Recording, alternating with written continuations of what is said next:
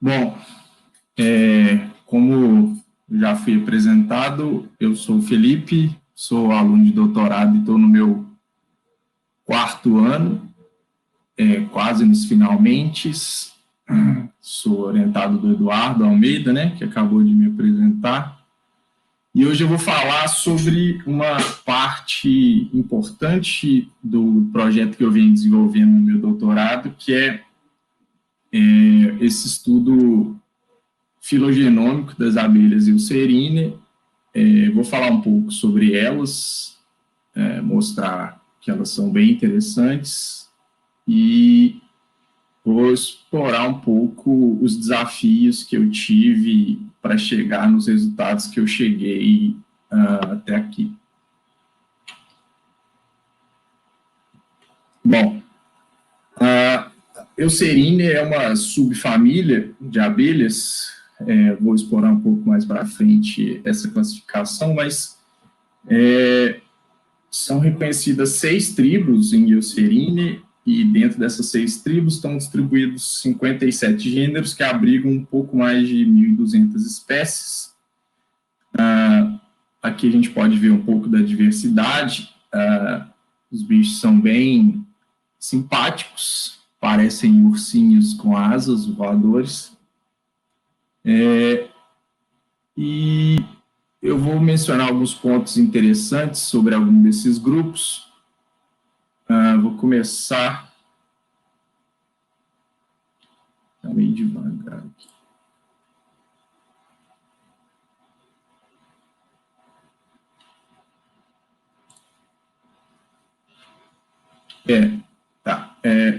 Eles têm uma distribuição bastante ampla no globo.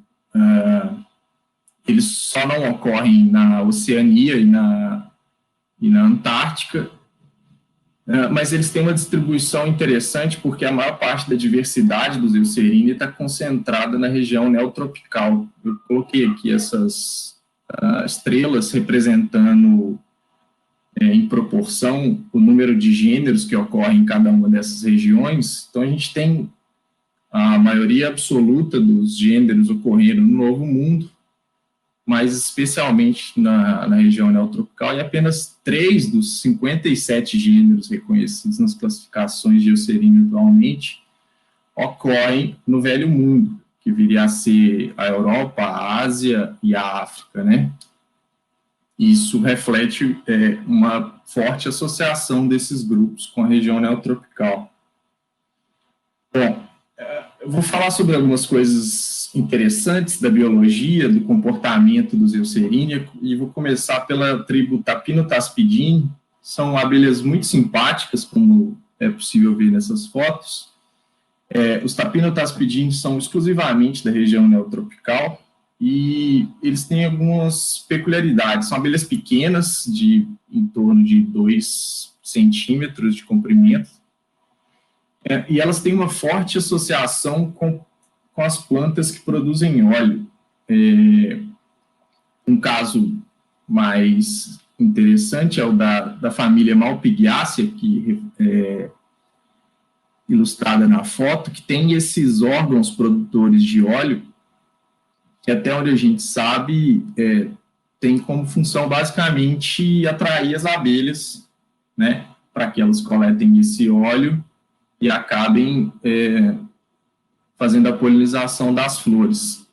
Já as abelhas têm especializações bem interessantes nas pernas anteriores, que elas têm órgãos especializados para coletar o óleo dessas flores.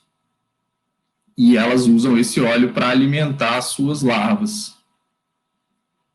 Aqui a gente vai ver um vídeo que foi gravado em algum lugar provavelmente do Cerrado brasileiro. A gente tem uma abelha do gênero Cynonômada em uma dessas plantas que produzem óleo, e ela está aqui coletando o óleo da flor, e ao mesmo tempo que ela coleta o óleo com as pernas anteriores, ela passa esse óleo para a perna posterior, que é onde tem as cerdas que vão armazenar esse óleo para ela poder levar isso para o ninho. Agora vai ter um um take em câmera mais lenta, em que a gente consegue ver que ela faz movimentos com a perna anterior, em que ela está coletando o óleo, e em alguns momentos ela movimenta a perna posterior e passa o óleo lá para a sua perna, que tem os pelos adaptados, né? Os pelos, é forma de dizer, porque são cerdas, para carregar esse óleo até o ninho. Bom, outro caso bem interessante que vale a pena mencionar é o caso das abelhas da tribo Eucerine, que tem essas antenas bem longas. Em abelhas é comum, talvez bem distribuído ao longo de todas as espécies, que os machos têm quase sempre as antenas mais longas que as fêmeas. E não só no comprimento dos segmentos da antena, mas também o número de segmentos. Esse talvez seja o melhor caractere para a gente separar machos e fêmeas, quando não há um grande dimorfismo evidente, que é os machos terem pelo menos um segmento a mais nas antenas. Só que, além disso, eles também são mais longos, chegando a esses casos extremos, como esse caso aqui das abelhas do gênero Tigater, em que as antenas são mais longas que o corpo. E até pouco tempo atrás, a gente não sabia, ou não se tinha notícia, de uma função para essas antenas longas. Se é que era possível, né, ter uma função para essas antenas, até que foi divulgado nas redes sociais um vídeo feito por uma fotógrafa europeia que conseguiu filmar esses bichos em cópula, e é possível ver, então, que os machos dessas espécies da tribo Eucerine, eles usam essas antenas longas para estimular as antenas das fêmeas durante a cópula. Eu não pensei bem, talvez o horário não seja o mais apropriado para esse tipo de cena, mas agora é tarde. Bom, mas o meu maior interesse, desde que eu embarquei na vida acadêmica, foi a parte filogenética, o estudo das relações de parentesco entre as espécies. E o meu projeto de doutorado, ele é centrado nessa tentativa de entender as relações, focado na tribo Eucerine, mas de abelhas de uma forma geral. E os Eucerine, eles são parte da família Apidae, que é a família onde estão localizados ou agrupados a maior parte da diversidade de abelhas que a gente tem contato na vida cotidiana, que são as abelhas melíferas, os meliponíneos e esses mais famosos, mas aqui também estão os Eucerine. Nesse trabalho aqui que saiu no ano passado, usando dados também em escala genômica, e que contou com a participação do nosso querido Eduardo, eles basicamente cimentaram tudo que vinha sendo produzido sobre as relações filogenéticas em Apidae, e eles finalmente formalizaram o reconhecimento dos Eucerine como uma das subfamílias que compõem a família Apidae. Porém, a amostragem em Eucerine aqui, ela não foi ampla o suficiente para que fosse possível ter um entendimento sobre as relações dos grupos que compõem Eucerine. E, além disso, outros estudos na última década que investigaram os Eucerine, eles não tiveram uma amostragem muito representativa dos grupos que ocorrem aqui na região neotropical. Eles tiveram um foco nas faunas do Velho Mundo e na fauna da região neártica. E aí é dentro desse contexto que surge a ideia do meu projeto, né, de aproveitar essa falta da inclusão das espécies da região neotropical nos estudos filogenéticos para poder entender bem as relações de parentesco entre esses bichos e, a partir daí, tentar entender outros aspectos, né, da biogeografia, da evolução das formas nessas espécies. Então, a gente partiu para uma proposta de usar uma abordagem filogenômica. O que isso... Mas, apesar do nome genômico estar no meio, a nossa ideia não é olhar o genoma inteiro, mas sim essas estratégias de particionar ou reduzir o genoma. E o que viria a ser, ao invés de olhar todos os cromossomos e todo o genoma das espécies, a gente foca em regiões que são mais informativas para responder os tipos de perguntas que a gente tem, né? Perguntas de filogenética, sobre as relações entre essas espécies. Dessa forma, a gente não desperdiça tempo nem dinheiro produzindo dados de regiões que não seriam informativas para as nossas perguntas. E as regiões que a gente resolveu usar para esse estudo são as regiões chamadas elementos ultraconservados, em inglês, Ultra Conserved Elements, que a gente chama carinhosamente de UCIs. E por que os UCIs? Bom, os UCIs, eles são regiões que ocorrem ao longo de todo o genoma. Nem todos os UCIs a gente já sabe se eles estão associados a genes ou se eles têm função. A gente está mais preocupado com essa comparabilidade entre espécies que estão relativamente distantes na árvore da vida, e eles têm esse núcleo extremamente conservado. Esse núcleo ele é identificado como uma região com aproximadamente 100 pares de base e que tem uma conservação de até 90% entre as espécies que a gente está usando para poder identificar os GCIs ao longo dos genomas. Só que, apesar disso, elas têm as regiões que flanqueiam esse núcleo são variáveis, e conforme a gente se afasta do núcleo, elas vão tendo mais variação ainda. E essa variação faz com que eles sejam regiões boas para investigar relações de parentesco entre diferentes escalas de tempo, ou seja, entre espécies que se separaram há pouco ou muito tempo. E é daí que vem o título desse artigo que está aí na tela, que usando essa estratégia dos elementos ultraconservados, a gente consegue obter muitos marcadores genéticos que conseguem ser úteis em várias escalas de tempo. Bom, e essa estratégia para obter os GCIs, ela envolve o sequenciamento em paralelo, né? Essas tecnologias que a gente chama de sequenciamento de nova geração também. E com isso, a gente consegue, em apenas uma rodada de sequenciamento, produzir os dados de UCIs para mais de 100 amostras. E isso torna muito prático a execução desses estudos. E para essas 100 amostras, a gente consegue mais de 1 milhão de pares de base para cada uma delas. Isso em apenas uma rodada de sequenciamento.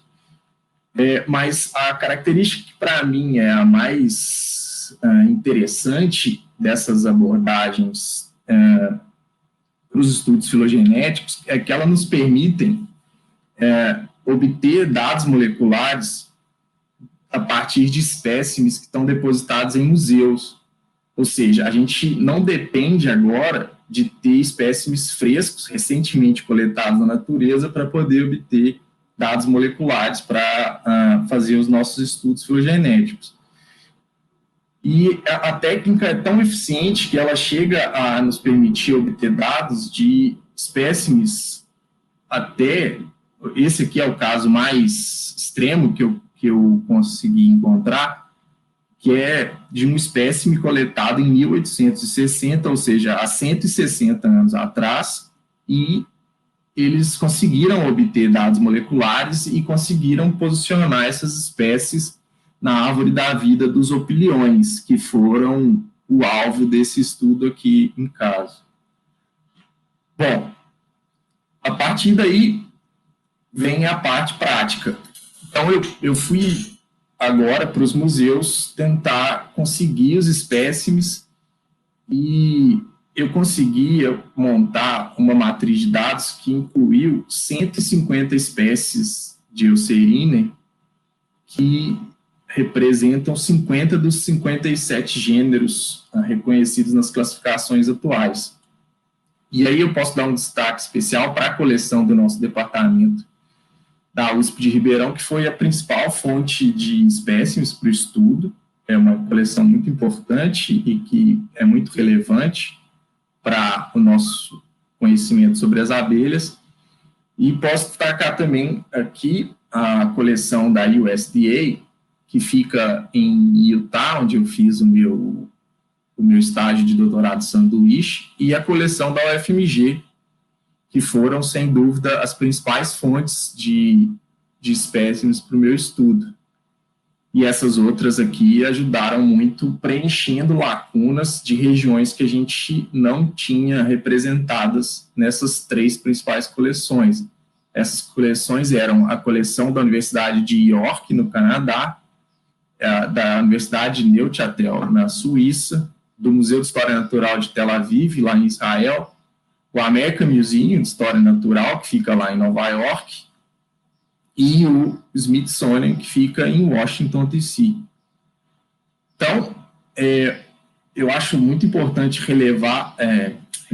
muito importante ressaltar a importância dessas coleções para que a gente consiga, né, ter acesso a esses espécimes que, em alguns casos, podem até estar extintos na natureza, mas a gente tem a informação disponível nas coleções. Bom, então eu consegui sequenciar 2.526 UCIs no total. E isso dá um total de mais de 1.300.000 pares de base.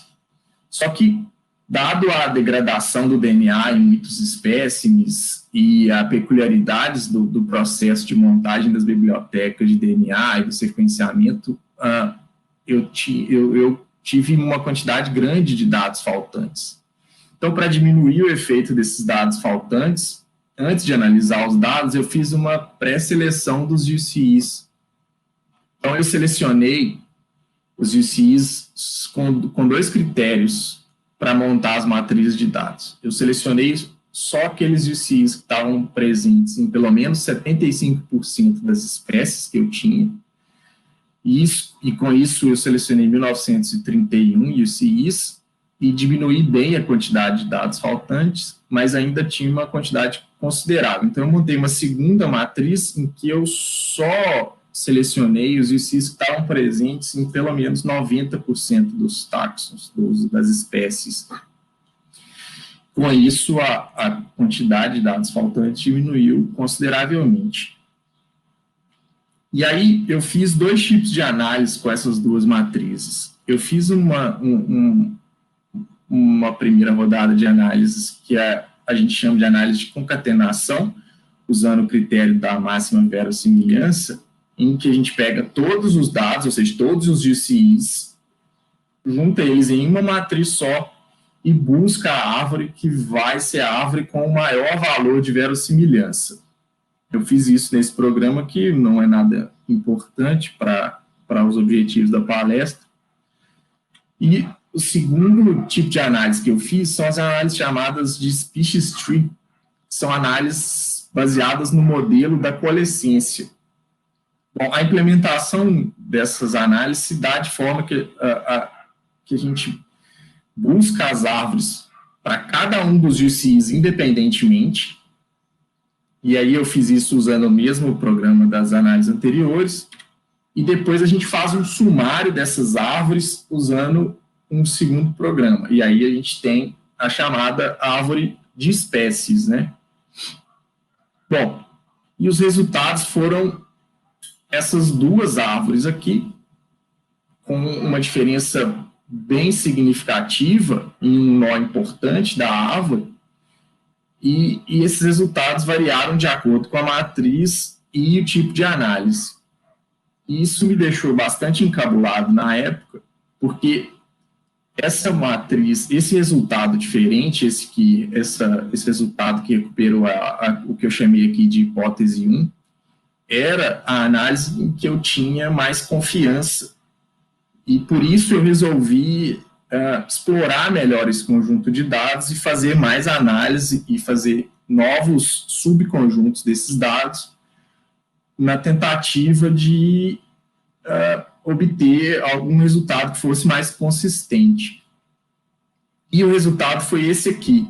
Eu fiz 36 análises diferentes que envolveram desde diferentes subconjuntos dos dados até novos tratamentos na hora de realizar as análises para tentar refinar os resultados, mas eu não obtive consistência, né? Nenhum das duas árvores foi mais frequente nos resultados. E isso me deixou bastante preocupado, porque essa incongruência era muito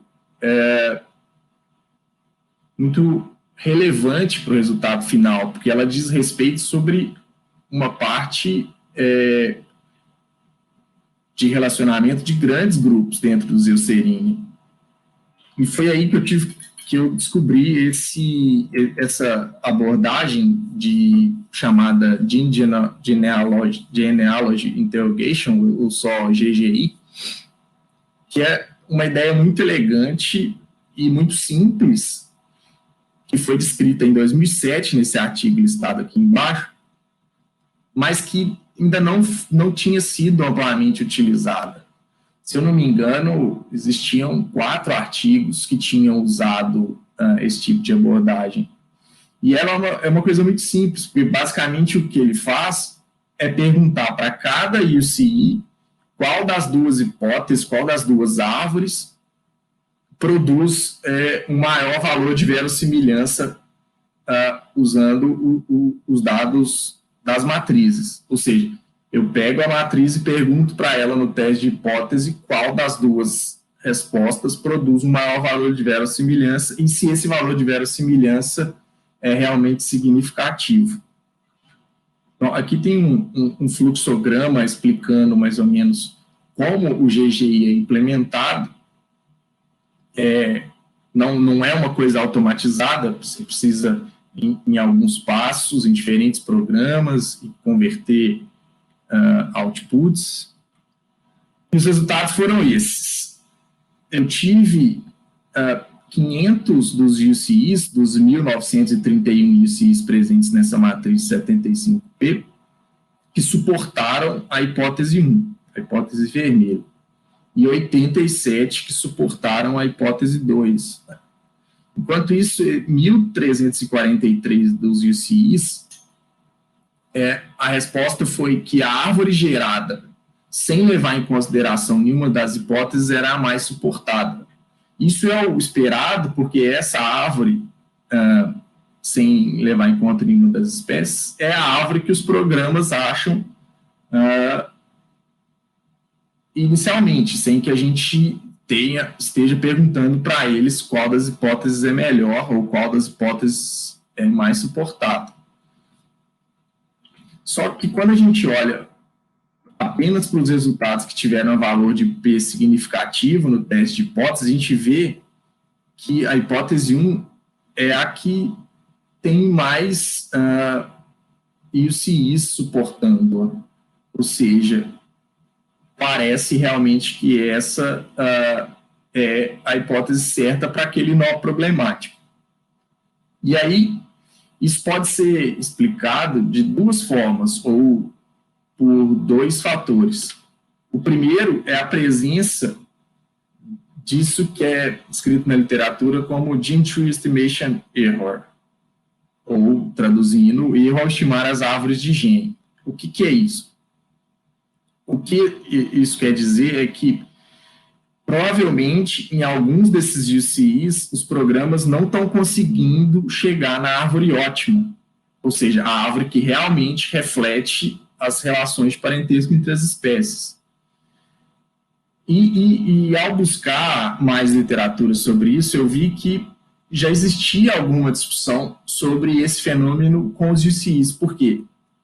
Porque, muitas vezes, devido às peculiaridades da forma do sequenciamento, ou da preparação das bibliotecas, ou até da seleção de quais regiões a gente vai considerar como UCIs, a gente vai sequenciar, a gente produz sequências muito curtas.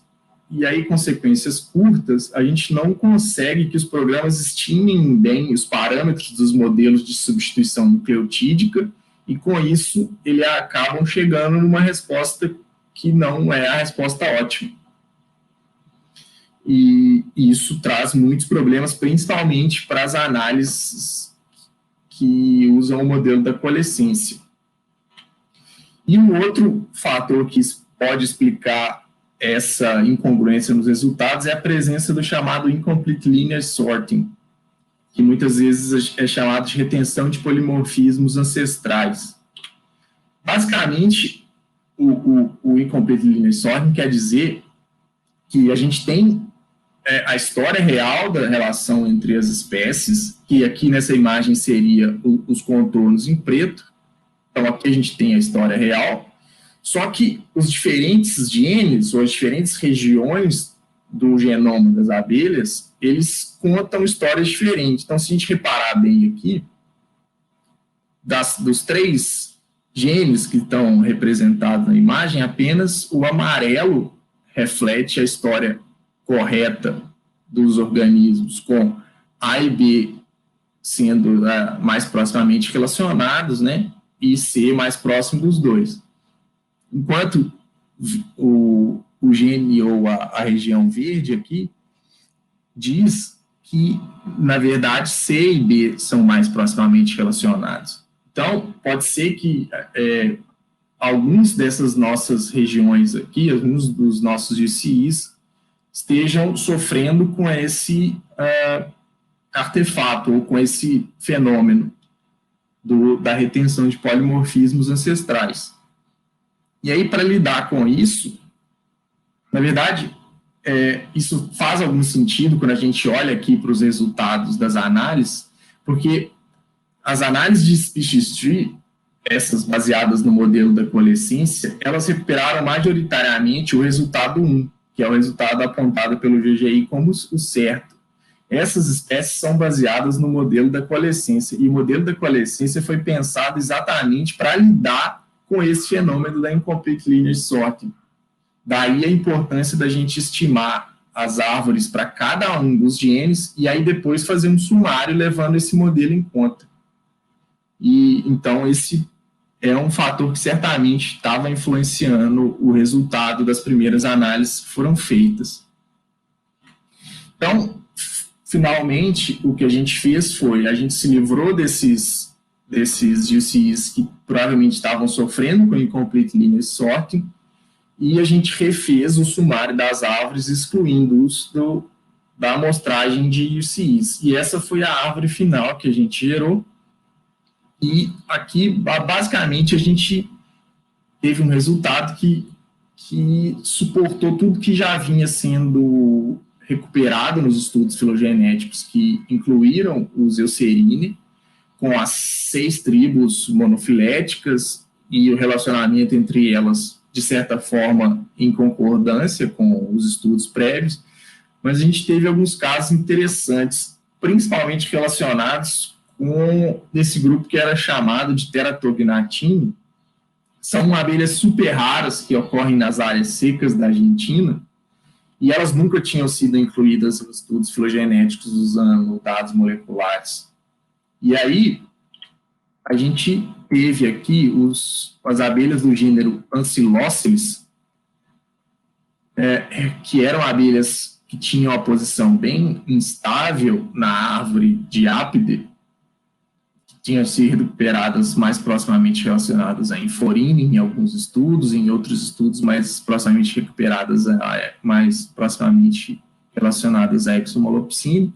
E aí, com a inclusão dos Teratognatine, essas abelhas das áreas secas da Argentina, eles se agruparam com um alto valor de suporte, e muito provavelmente essa é a resposta certa, porque o que explicaria bem, o que seria possível explicar a instabilidade deles nas análises anteriores pela ausência desses grupos aos quais eles são mais proximamente relacionados.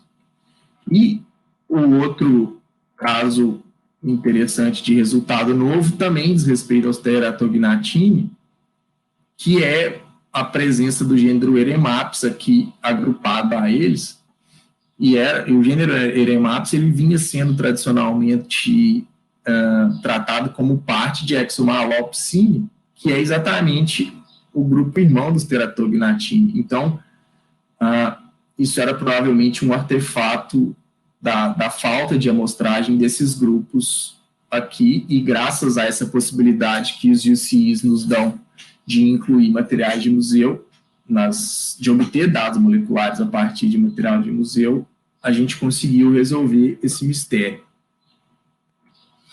Bom, isso que eu apresentei agora é basicamente o que vai ser um primeiro capítulo da minha tese, e esse trabalho já foi submetido para a revista, a gente já, inclusive, enviou as revisões pedidas, eu espero em breve isso saia publicado. Bom, mas a minha tese não para por aí. Os próximos passos envolvem estimar os tempos de divergências entre essas linhagens, para que a gente possa relacionar esses tempos de divergências com eventos paleoclimáticos e eventos paleogeológicos, para tentar entender o porquê ou como a distribuição dos Eucerini no globo se dá da forma que ela se dá hoje, né, no que a gente, nessa abordagem de biogeografia histórica. Bom, e isso já está sendo feito. Aqui eu estou mostrando para vocês em primeiríssima mão os primeiros resultados das estimativas de tempo de divergência para os Eucerini, que mostram que eles se diversificaram durante os últimos 60 milhões de anos, mas que o período Mioceno aqui foi muito importante para moldar a diversidade da forma que a gente tem hoje.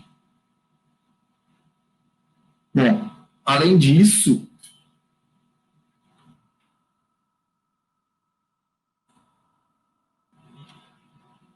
a gente também está trabalhando para automatizar a pipeline, né, a execução do GGI, já que a implementação é bastante rudimentar e depende de uma série de programas diferentes. Então, a gente está trabalhando para transformar isso em uma coisa automática, e a gente vai usar essa automação para fazer testes sobre a influência a eficiência desse método, né? A gente vai usar dados simulados em que a gente sabe qual é o resultado ótimo, e aí a gente vai incluir perturbações e ver até onde o GGI continua sendo eficiente para resolver esses problemas de incongruência e identificar esses processos que estão atrapalhando os resultados filogenéticos. Isso está sendo implementado pelo Vinícius Santos, que é aluno de graduação do departamento, e o Vinícius está usando todo o seu conhecimento e o seu jeito com a bioinformática para executar esse projeto do GGI. Está sendo muito legal trabalhar com o Vinícius nisso. Bom, acho que é isso. Eu tenho que fazer alguns agradecimentos muito merecidos. Primeiramente ao Eduardo, que foi quem idealizou esse projeto inicialmente e quem fez uma força imensa para que ele se tornasse realidade. Sem o Eduardo, provavelmente nada disso seria possível. Bom, eu tenho que agradecer muito também ao Michael Branstetter, que foi meu supervisor durante o período de sanduíche. O Michael, além de me ensinar todos os procedimentos de laboratório, ele pagou pela produção dos dados e tem sido um grande colaborador, um grande amigo ao longo desse processo. Ao Terry Griswold, que é o curador da coleção de abelhas lá de Utah, que me deu total acesso à coleção e todo o suporte para que eu desenvolvesse o trabalho lá. Sem ele também, certamente, teria sido muito mais difícil fazer tudo isso. Ao Antônio Aguiar, que é nosso colaborador lá da UNB, é o especialista nos Tapinotaspidine, aquelas abelhas que eu mencionei lá no início, coletoras de óleo, e ele também ajudou no financiamento da produção dos dados. Ao professor Fernando Silveira, lá da UFMG, que, além de ter me dado total acesso à coleção da UFMG, foi quem me apresentou a esse mundo incrível da sistemática de abelhas. E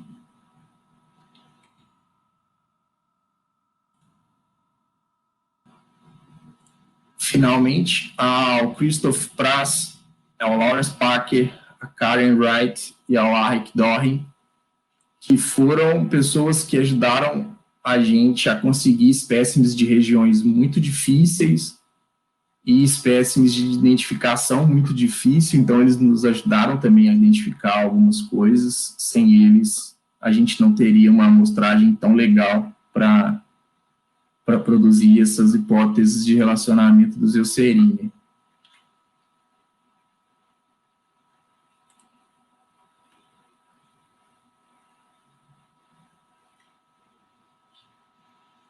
Bom, tenho que agradecer a CAPES pela bolsa de doutorado e pela bolsa do doutorado sanduíche, a USDA e a NSF, que são as fontes de financiamento do Michael Brastetter, e que é de lá que veio o dinheiro para a gente produzir os dados, ao programa de pós-graduação em entomologia e à organização do Café Consciência pelo convite. Muito obrigado, gente. É um prazer.